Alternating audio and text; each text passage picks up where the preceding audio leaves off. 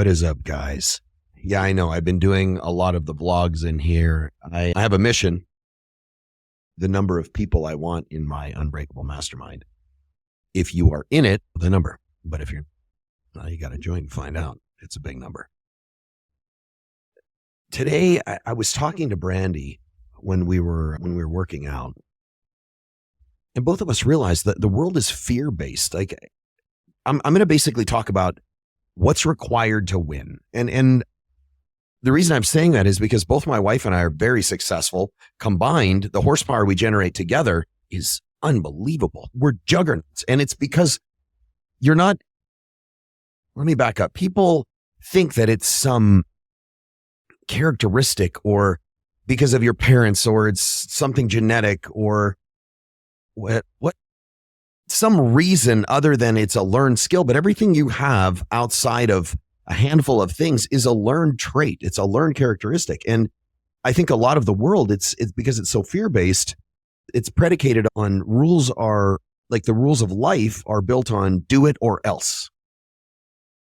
Because the way they get you to comply, the way people get you to stay within the parameters of the limitations that they create, you're born limitless. You are born fearless, unstoppable, and disciplined in the right direction. Everything else is learned.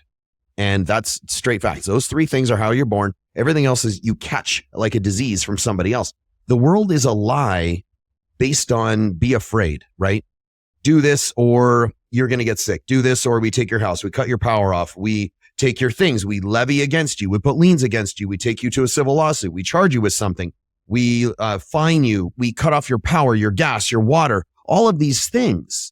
And I realize somebody's going to be like, this doesn't make any sense. Why do you pay your bill? You pay your bill because you don't want something to be turned off. You don't want it to be turned off or you pay your bill because you're afraid of something that's going to happen.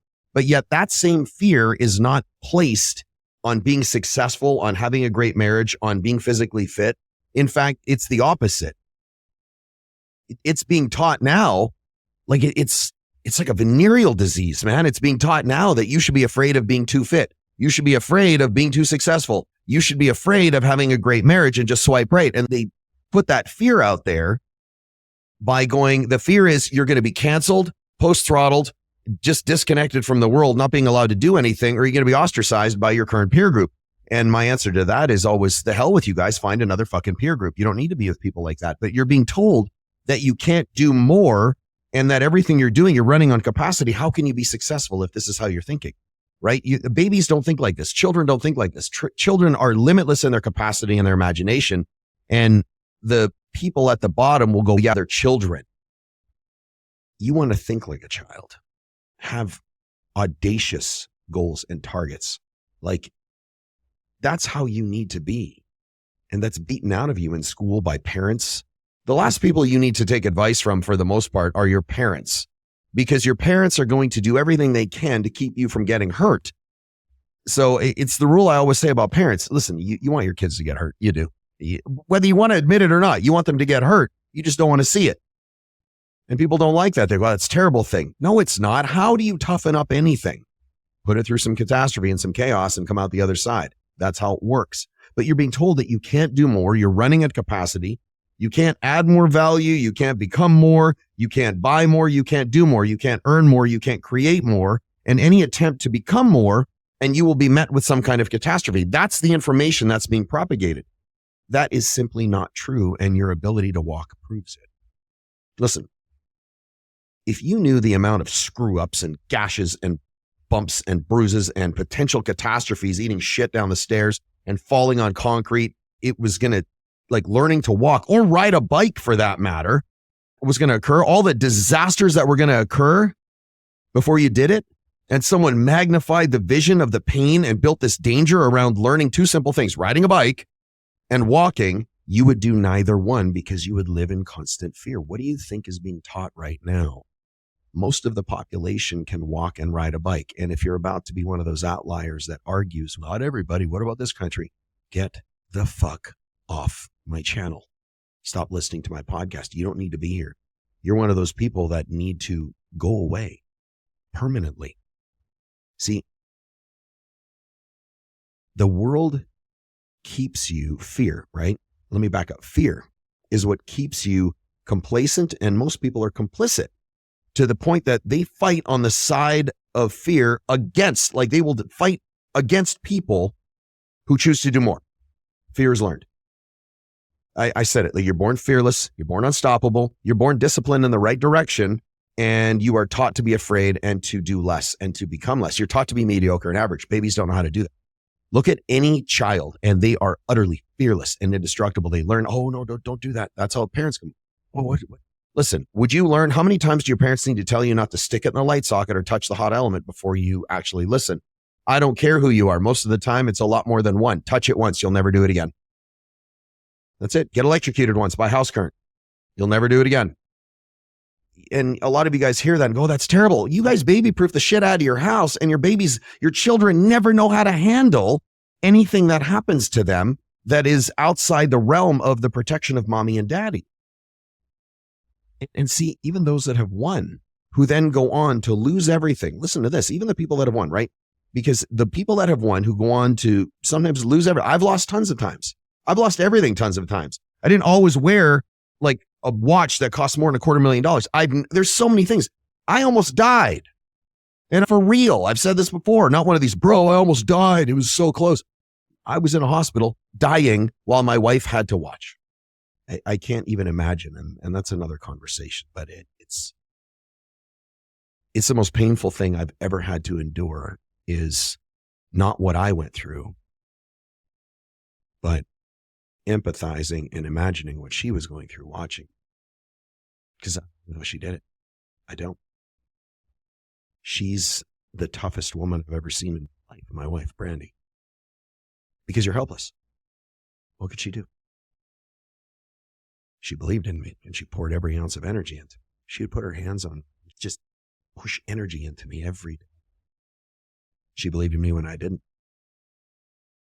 But I couldn't imagine the cross you have to bear when you're watching someone that you absolutely love and adore, which is why I come out here every day, because that's a cross I bear. I look at all of you guys who buy into defending mediocre and average. Like I said, like even those who have won and who then go on to lose everything, most of them never get up again, or they become one of the masses, one of the people out there who propagate the message of restriction, right? Just this reductionistic thinking and mediocrity due to their fear, and they wrap it all up in this self-proclaimed expertise. Like there are coaches, a lot of these internet coaches out there, they practice this reductionist coaching, this limitation coaching, this happiness coaching.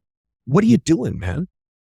I don't care if you are an athlete of any caliber listening to this, no coach has ever made you excel by telling you to do less, ever. If you want to talk about reverse psychology, that's a different conversation. But I'm saying for the most part, they don't. They get in your face and make you do more, and they push capacity. All limitations are based on fear. And a lot of coaches out there, I know success coaches for the fitness industry, especially, who tell you if you want to work 2 hours a week, then you work 2 hours. You can be a millionaire at 2 hours a week. No, you fucking can't. No, you can't. I will prove it, because I make millions of dollars and I work my face off. I even do it for me. I do it for my wife and for my kids and for the role model to be for everybody that's looking at. I do it because I can. I do it because God said, you haven't reached capacity yet. So let's go. Keep going. Good and faithful soldier. That's how this works. Our entire environment is built on fear. And honestly, it's time to change that, my friend. That's why I'm here. And you know what? The first step is you need to guard what you pay attention to. A lot of these experts online, I kid you not, your phone, wherever my phone is. I actually don't know where my phone is. Usually it's out here. But a lot of these experts online will gladly tell you what it takes to be successful and to win. And most of the time, they don't have a clue. Let me explain. Like by the end of this vlog, you will know exactly how to win in any arena. And I'll distill it down to 3: health, wealth, and relationships. You will know how to win in all of them, but it's going to be uncomfortable. Like most of the guys that are telling you how to win and how to be successful, they have no clue, because they're not. They've given up. They've lost their marriage. They've lost their business. They've lost their house. They've had to move. They're in this disastrous situation and they had to start all over again. So instead of aiming at the targets they originally had, which are the same targets, you don't reduce your targets, you reduce your behavior.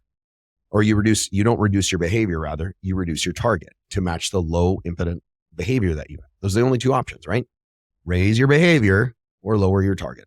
That's all you got. And what these guys do, a lot of these internet coaches, these Insta gurus have lowered their target to match their behavior because they don't want to do it again, and it's easier and it's tolerated. There was a time when average and mediocre weren't tolerated. I think trying to tell people that your happiness means you're winning isn't true, because there are plenty of times where I've been pretty much the opposite of happy, just miserable, angry. In fact, like I've been so miserable and so pissed off and so agitated in the pursuit of a goal or a milestone that I had to hit. I wasn't happy. I had to hit it in order to keep moving towards the goal. Listen, there are only two types. It doesn't matter. Happiness is the worst metric for whether or not you're winning. And that's ridiculous, because I know coaches out there, and I'm targeting coaches right now because a lot of you coaches are disasters. You guys come out and you tell everybody, you have to do what makes you happy. But the byproduct of winning is what creates happiness. Chasing happiness does not make you successful. In fact, it makes you a loser and means you're chasing your feelings, which means you're waiting for motivation to do things. And when you're motivated, you're happy. And when you're happy, you're going to do something productive. But you only do it as long as that lasts. How is that winning? It's not. Listen, if you think, and it's not a dollar amount, if you think that designing something and it makes you $100,000 a year, I'm just making a number up, and you absolutely love it, and it is so fulfilling for you, and you live every aspect of your life for you, and if you're married, for your spouse and your kids. It's not just about you. If you can do all of that, and not being in this massively wealthy situation is what does it, and you genuinely are connected to God and your family, and your life is so epic, good for you. I'm all fucking for it. Most people, it's a lie. They tell themselves they're happy where they are, but really they're running a dialogue inside their mind about what they really want. And they get defensive and they try and justify where they are to everybody else. Or even worse, they become an Insta guru, or they are one for a long time, and they lose everything they had. And they go out and they start teaching what they know, but what they know is how to lose. There are only two types of people in the world. There's winners and those who wish they were winners. That's it. You can give it any kind of definition, which means that by any other definition, winners and losers, right? Winners and losers. That's it. If you don't want to win, you are automatically making the default decision to lose. God, and this triggers people so much because it demands that they look at their own life and what they wish their life looked like versus what it does look like, right? It holds up a mirror to your own existence and it says, hey, listen, take a look inside versus looking outside and making everything like transferring the locus of control to external factors takes away two things: your ability to change it and your accountability. Now you just blame everybody else, but you can't do a damn thing about it. What a shitty life. Listen, if there's a mismatch, here's what happens. If what you want, the life you want, and the life you're in, there's dissonance there. There's the blueprints don't match, right? The blueprint in your head doesn't match the picture on the outside. If there's a mismatch, there can only be a handful of things done. They can justify why they changed their mind about what they wanted their life to look like. It's what I just talked about, right? They lowered their expectations. They lowered their target. They lowered their goals. And now this is the new goal they have. And they're much happier right now. But I'd love to climb inside their head and go, are you really? Because I'm pretty sure there's probably just a clown pulling fucking levers in there trying to keep them going, because every night they stare at the ceiling and wishing they were somewhere else. But if it's true, that's great. But it's usually just not. Most people don't lower their goals. They get them beaten out of them by either failure or other people around them, or they just don't have what it takes to win. And I'll tell you what it takes to win. You'll know right by the end of this. But the second thing people can do is they validate. They can blame or validate why it's not their fault. That's really common. It's not my fault. You don't know what I had to deal with this year. I don't care. Neither should you. If you want to sit there and go, I had to deal with cancer last year, so that's why I'm not winning. Who cares? I had to deal with cancer and missing a lung, and I still won.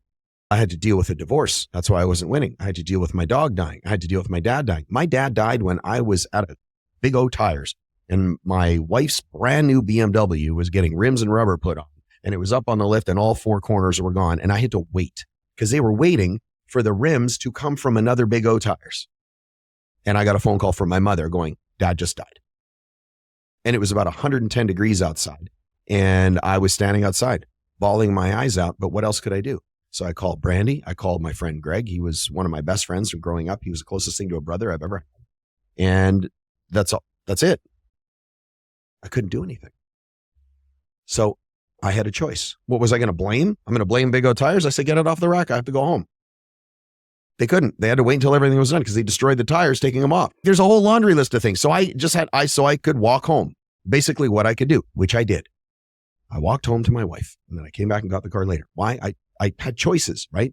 And that's the final choice that you can make. Like I said, you can justify why you changed your mind and you lowered your goals. No, you can't. You didn't. It's not true. You can validate or blame why it's not your fault, or you can choose to change because it's so uncomfortable that it keeps you awake. That's the best one when you're not where you want to be. But of those three options, two of them are triggers for people because it points at where they are. And in that moment, when they're exposed to where they are, they know it's because of what's not been done by them, and it makes them angry. They get pissed off. So you can't win when you're sitting there angry unless you use that as fuel. And most people don't. They use it to blame. The will to win is in everybody, just so you know. Everyone is born with a mindset to do whatever the hell it takes to get somewhere, wherever that may be, whatever that is, whatever target you set. You catch the validation to stay average from the ecosystem you're in, the people you're around, and the subsequent decisions that you make or fail to make, right? You are where you are today by what you've done or have not done in the past. I have a great example. So my wife, right? She is such a badass. 20 years married. She is my best friend. I can't, wife, like, even right now, like I just want to go inside and climb all over my wife and hang with my family and just have this amazing evening with my wife. But my wife was a professional soccer player, world-class athlete, a world-class athlete among world-class athletes. That's how good she is. And she would, when she was younger, she would go to pickup games against anyone that was either at her level or better. She wasn't playing anybody that was worse because it wasn't going to make her worse. See, even that's for your ego. If you play against people at any sport, at any capacity, you play against people that aren't as good as you are, it doesn't improve you. It fluffs your ego. You're getting stroked out before you get on camera. Like, it doesn't help you at all. So she would go do these pickup games against anyone at her level or better just to improve her skill set. And she would do this on the weekends. She would do this after school. She would do this in college. It didn't matter. And there's more. And she would run every day, all the time. She would run all the time, all where she lived out in California. And she would run every day just to build her engine. She would lift weights, but she would lift weights with people playing other sports, like the football players. So when she was playing in college, she was D1, she would play and she would go into the weight room when the college football players were there, and she would train using them as a marker because she was outlifting almost everybody else in her sport and especially in her age bracket. So these players would be a more savage target. So it would give her more competition, and that's what she wanted. My wife is incredibly competitive.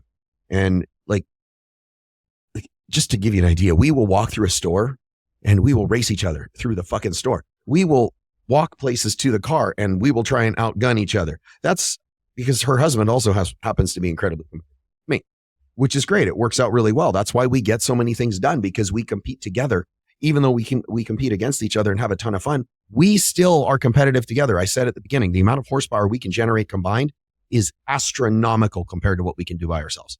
So there's this one time she was telling me the story. She was denied a spot on a team one year because of her age.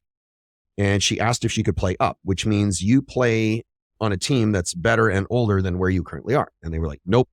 She was pissed. Oh, fuck. She was mad. And this is how competitive she is. She said, okay, fine. They closed all the doors. They wouldn't let her, virtual doors, wouldn't let her play. She went, fine. I pled my case. You turned me down, so I'll stay on this team. And here's what I'm going to do. I'm going to fuck shit up and school everybody with my... And that's exactly what she did. Holy shit, she did. She ruined every other team. She was a one-man wrecking crew on that soccer field, or one-woman wrecking crew on that soccer field, and they begged her to play up the next year. That's a winner's mindset. My wife is 5'2", 115 pounds, and she's solid muscle, all engine, and outlets most dudes, yet she looks like a fitness model. You've seen her. If you haven't seen her, just go to my profile and look at her. She's gorgeous. Her mindset is, I will die fucking trying, and on my way to dying, I will die just fucking trying to get to where I need to go for the targets I've set. And on my way to dying, I will learn how to improve my skill set until I drop. That's how a winner thinks. That's how winners think. Like, she had no problem turning down dates, parties, trips, extracurricular activities, anything. It didn't matter. Anything that took her away from winning, she had no problem turning it down. She has no tolerance for distraction, which is what it takes to win. And a lot of you guys, your life is predicated on distraction. It's not a sacrifice. People go, I don't know if I'm really ready to make that sacrifice. It's not a sacrifice to win. It's an investment. You don't sacrifice to win. If there is a payoff at the end, it's not a sacrifice. How is that a sacrifice? If you get something at the end, that's not a sacrifice. That's an investment. It's only a sacrifice without a payoff. So she is an investor. I am an investor in victory. which is one of the reasons why we get along so well, because we're both incredibly competitive and we both honestly exactly the same, to be honest. Opposites do not attract. Opposites are fun for the time being. And when you really need to dig and get a whole bunch of shit done and level up your life, opposites are the worst thing you can do, because my wife and I are exactly the same. Exactly. And we get so much shit done, and she is my best friend and I am hers. So when you just have, this is how it works. When you have just this one thing on your mind, you can't stop. You talk to your friends about it. People call it passion. Oh, this guy's super passionate about whatever it is. When you're always talking about it, pointing at it, dreaming about it, learning about it, reading about it, watching it, people cheer you on and they're all excited about you because your position in relation to theirs and where they are, your level in their life is the same. You haven't changed. You're not growing. You're not moving anywhere. It's when you start doing, when you start saying, you know what? I can't go there. I can't do this. I can't go to the bar. I can't go on that date. I can't go on that vacation. I can't do whatever it is you're asking me to do, because all of that are distractions. They are easier goals to hit, right? Going to the bar is an easy goal to hit. The goal is to do what? Distract yourself from all the shit that you need to do. The easier goals to hit are the ones that distract you, just so you know. That's how it works. Look at everything as a goal. And what is the goal and where is it taking you? Is that goal a goal on the way to the main target? Because if it's not, ignore it.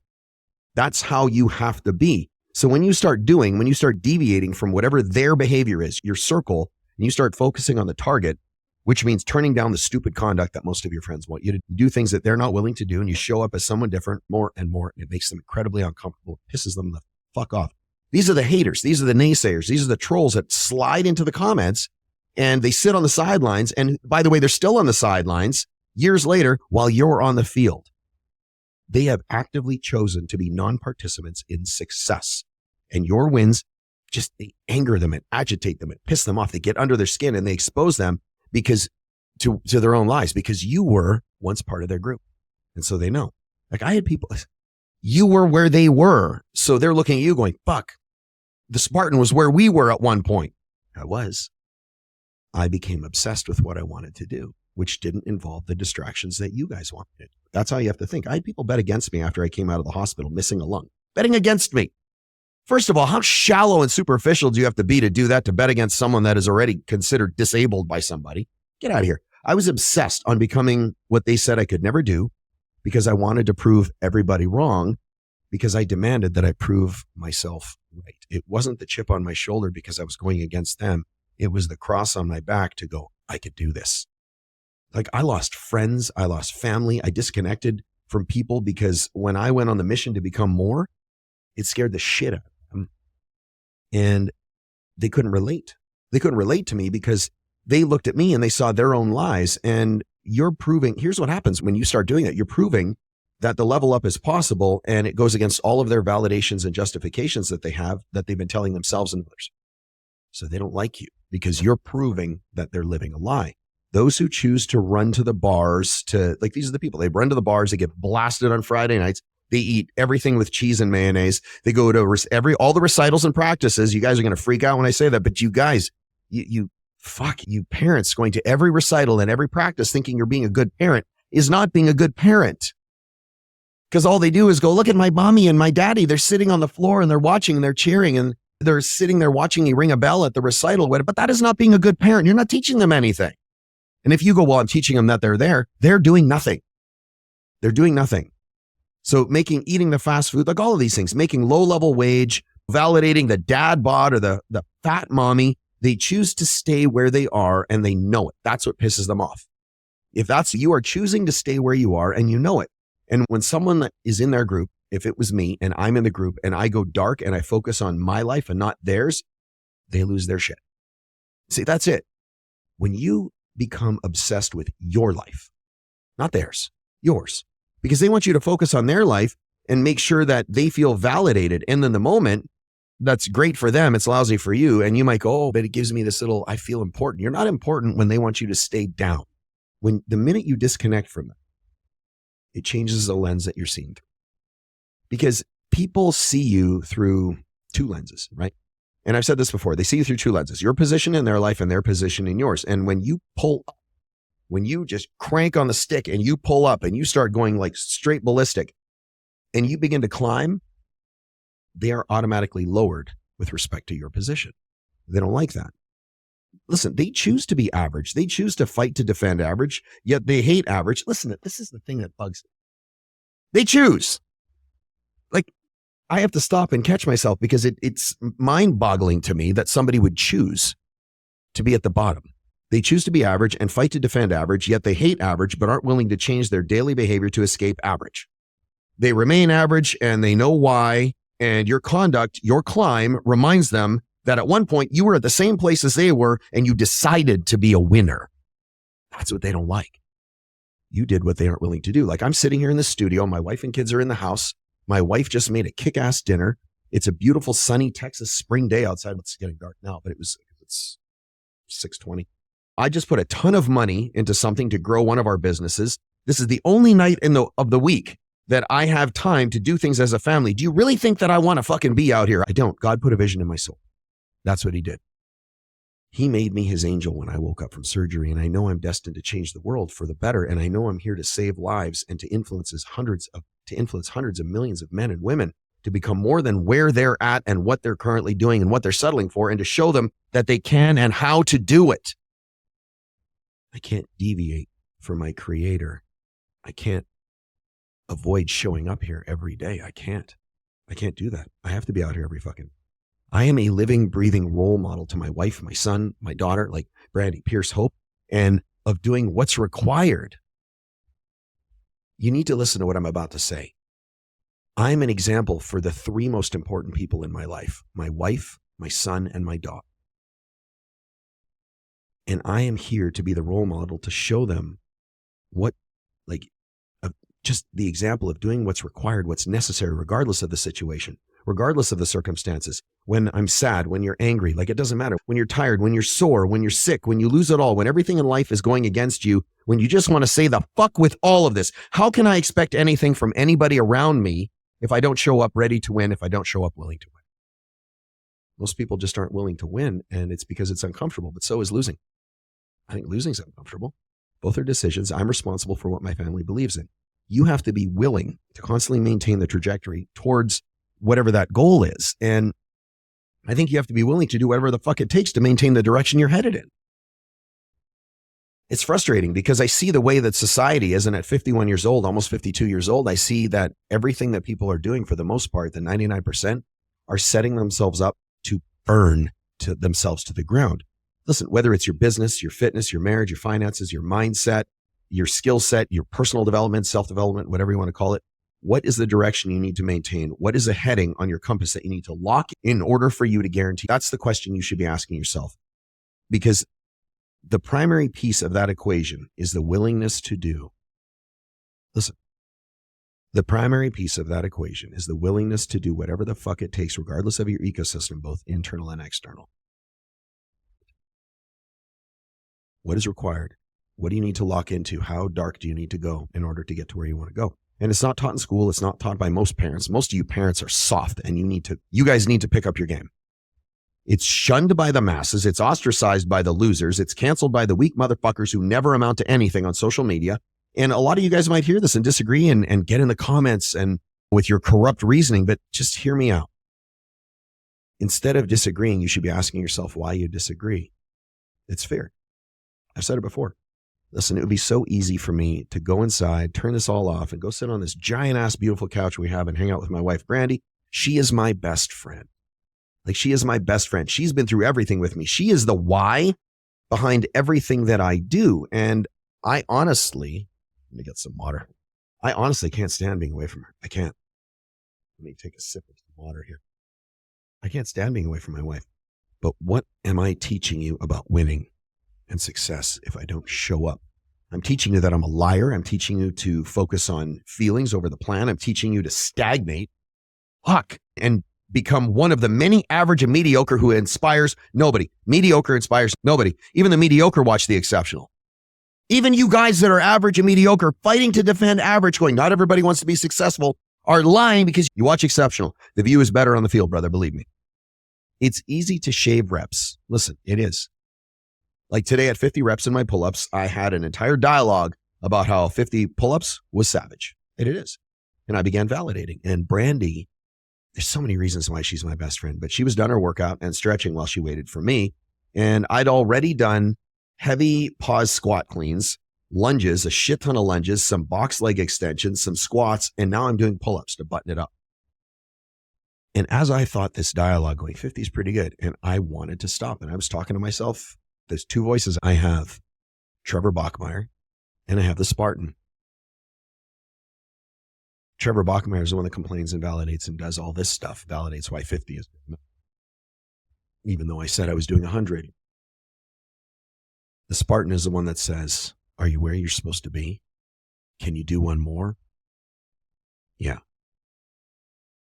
Then fucking do it. The Spartan is powered by. So I looked over at Brandy and I saw her huge, beautiful white smile. And I felt how proud she is of me. I felt her faith and her belief in me. And I thought, how in the fuck can I shortchange her by stopping before I'm done? What kind of lying sack of shit should I be? How could she respect me and love a man? How? Even look at yourself. How could you even demand, even think you deserve any respect? And with her, how could I expect her to love and respect a man who accepts doing less because I can? You can't. So you know what she said?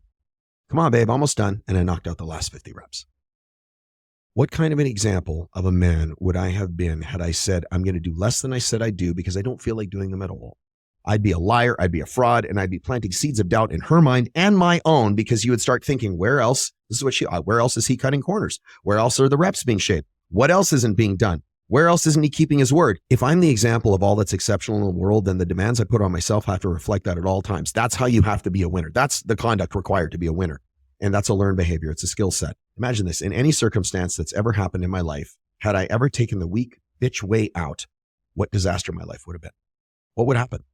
I would have been a train wreck. Here, I'll spell it out for you. Imagine I just squeezed the trigger on the gun 20 years ago when I was sitting there looking out, demanding God, giving God an ultimatum. I would have missed out on the most beautiful life with the woman who I have been placed on this earth to be with. And she would have missed out on the most incredible life with the man that she was put on this earth to be with. Imagine had I accepted the lies from the doctors. Like, they wanted to pump me full of drugs and have me sit on my ass for the rest of my life after they removed my lung. The role model for my kids, for Hope, for Pierce, and for my wife, Brandy, would have been a fucking goose egg. Would have been nothing, zero, because that's what I would have become. Like, imagine this. God, this irritates me. Imagine had I not been willing to stand up and make noise about this right here, this podcast, everything I teach, the vlog, the people who listen to this, who I help, the people that need a kick in the ass, the people who need to know that I've been through some of the same shit that you have, or worse, the same garbage, and that you decide to be a winner, no matter what, anyway, and you still can keep going. Imagine if I didn't show up and I didn't show them the example. Imagine how many lives would have been lost to the influence of negative complacency and mediocre and even fucking evil. Imagine that had I not shown up here today, right now. Because one person, if I affect one person and it changes their life, then I'm winning. Then I'm doing my job. Then God is okay. That's how I look at it. Listen to me. You have to be so obsessed and so focused on what you want and build and bend your life into what you want that you can't give a rat's ass about the opinions and conduct of any other motherfucker who enters your life, because they can't comprehend the level that you're willing to go to get to where you want to be. You need to own the life you're living, and most of you let somebody else own it. You are engineered for greatness and exceptional. Understand that. Just to be transparent, almost all of the time, I feel like I've missed. I never miss, but I feel like it. I feel like I've missed the opportunity somewhere. I feel like I'm too old. I feel like I'm scraping 52 and I haven't done anything that I wanted to do that I really believed I was. That I should have done more, that I should have stayed up longer, I should have worked harder, I should have worked out longer, that I'm way the fuck behind, that I stay awake at night working shit out in my head. I do. I feel like I'm drowning most of the time, and I'm so far behind the pride of lions that I can't even see the rest of them, and that I'm letting my family down, that I'm never going to catch up. And every once in a while, and I mean like fraction of a time, every once in a while, this fraction of a percent, I feel like I'm absolutely killing the fuck out of this game. And that's what you need to be able to endure to. That's the test. Are you willing to tolerate everything coming at you? What I've realized is this. Every night when I write down what I'm going to do tomorrow, when I write down the things I'm thankful to God for, when I wake up tomorrow and I keep my word to myself and I do everything I said I do, and I knock off that list, everything on that list that I made tonight, That's how I've come this far. That's how I'm winning so often. That's how I'm building the empire. That's how I'm influencing millions. And that's how I'm living in this incredible marriage with an amazing family. I keep adding horsepower to my engine by always doing what I say and never deviating from my path. The worst thing you can fucking do is lie. If you don't keep your word, I have no stomach for you. You shouldn't have stomach for you. It should bother you so much that you just want to blow your brains out or fucking change. Because everyone has the DNA of victory and success inside, that we are God's greatest creation. And the devil is who gets in your way, gets in your ear, and starts coercing and counterfeiting what God says and lies about winning. That's what happens. It's on you to demand more of yourself than anyone else ever could. Winning means you're unreasonable. You have these audacious, glorious expectations that you know you're destined for greatness and being exceptional. You're built for exception. I do. I'm not even close to where I want to be. Like, I know I'm built for exceptional. When everyone else is lashing you to the dock because the seas are 80-foot waves and it's just beyond stormy, and they're trying to prevent you, they are lashing you to the dock out of their fears, not yours. And they want to prevent you from entering the stormy seas. The winner cuts the fucking ropes and leaves everyone on the dock knowing full well they're going to make it to the other side of the ocean. You need to constantly run your tiny little victories on repeat, adding bricks to your empire. That's how you do it over and over again. You keep stacking wins every day. When I'm doing my morning routine, I'm stacking wins, thinking about all the things I did yesterday that I won, and today I'm just going to do more. As long as you never let that slide, it is impossible to fail. You need to constantly run this little victory train on repeat, adding brick after brick after day, after doing what you said you were going to do, building higher expectations every day, more than yesterday. Every fucking day you can possibly do it. You take the wins of today and make them the standards of tomorrow. You run that on repeat. That is how you win. Because what that does over time is it makes you a juggernaut, and you become a force of nature that can't be stopped, and you realize the limitless power that courses through your veins. That's how you teach yourself the skill set of winning. And that's what it is. So if you are willing, you have to have the will to win. If you are willing to tolerate the stress and the load that's going to be put on you to hit the target, and you're willing to extricate yourself from the situations and the people and the circles that you're in that are telling you not to do it. If you are willing to be the one person that's climbing while everybody stands at the bottom trying to hold you down, that's how you know you're willing to win. That's how you know you're ready to compete. That's how you know that you can't be stopped, because every night, and I've said it before, if you write down from a list that you have previously created, the list of things that you need to do tomorrow, 3, 4, 5 things, and you never miss, your success is guaranteed. Most people don't like it because of the people they're around, because of their inability, and they're afraid of being seen to fail and the judgment from people that just don't fucking matter. That's a 40-minute vlog. I got to get out of here. I'm going to go eat and hang out with my wife. I'll see you later. This is where we fight. This is where they die. This is Sparta.